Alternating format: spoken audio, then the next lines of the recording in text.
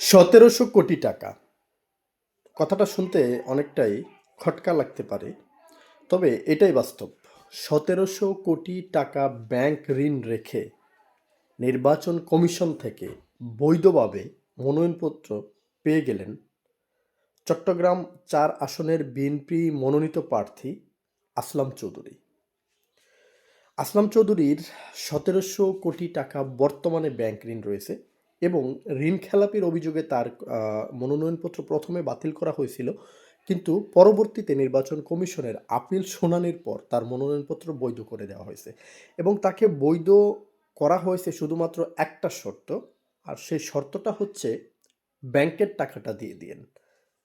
মানে ১৭০০ কোটি তার ঋণ রয়েছে এবং নির্বাচন কমিশন থেকে তাকে শুধু বলা হয়েছে যে ব্যাংকের ঋণের টাকাটা দিয়ে দিন, আমরা আপনার মনোনয়নপত্রটা বৈধ ঘোষণা করে দিলাম। যদি টাকাটা আপনি না দেন তাহলে জনরোষ তৈরি হবে। এই নির্বাচন কমিশনার বা এই নির্বাচন কমিশন কি আসলে পারবে সঠিক নিরপেক্ষ নির্বাচন করতে? এটাই এখন সবচেয়ে বড় প্রশ্ন। কারণ আসলাম চৌধুরীর মতো ব্যক্তিরা যখন ১৭০০ কোটি ব্যাংক ঋণ থাকার পরেও টাকাটা দিয়ে দিয়ে এই শর্তে নির্বাচন কমিশন থেকে মনোনয়নপত্র বৈধ করে নিয়ে যায়, তাহলে নির্বাচনের আগে আরও কি কি ঘটনা ঘটতে পারে? আপিল শুনানির সময় নির্বাচন কমিশনার ওনার নাম হচ্ছেন আব্দুর রহমান এল মাসুদ। তিনি মূলত এই কথাটা বলেছিলেন যে মনোনয়নপত্রটা বৈধ করে দিলাম, কিন্তু আপনি ব্যাংকের টাকাটা পরিশোধ করে দিয়েন। যদি নির্বাচন কমিশন ১৭০০ কোটি ঋণ খেলাপি থাকা সত্ত্বেও আসলাম চৌধুরীকে কার কথায় বা কাদের কথায় তার মনোনয়নপত্র বৈধ করে দিয়েছিলেন? আসলাম চৌধুরী তার নির্বাচন কমিশনের যে হলফনামা রয়েছে সেই হলফনামায় তার স্থাবর অস্থাবর সম্পত্তির পরিমাণ দেখিয়েছেন ৪৫৬,৯৫,৭০০০০ টাকা। ৪৫৬,৯৫,৭০০০০ তার স্থাবর অস্থাবর সম্পত্তি, কিন্তু ঋণের পরিমাণ ১৭০০ কোটি।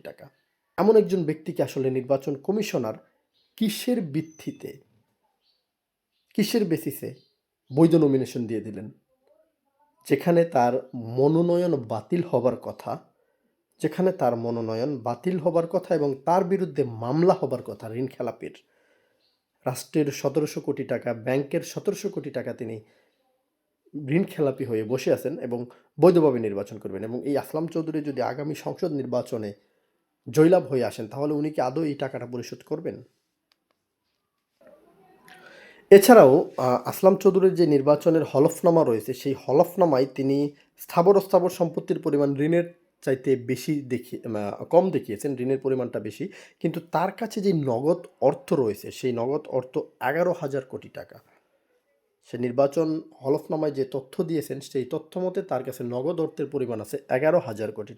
তাহলে ১১,০০০ কোটি তার কাছে নগদ অর্থ থাকলে তিনি কেন ১৭০০ কোটি ঋণ পরিশোধ করেন নাই? এবং তিনি যখন তার মনোনয়নপত্র বাতিল করা হয়েছে, তার মনোনয়নপত্র বৈধ করতে তিনি কেন ঋণ পরিশোধ না করে তিনি মনোনয়নপত্রটা বৈধ কিভাবে করিয়ে নিলেন?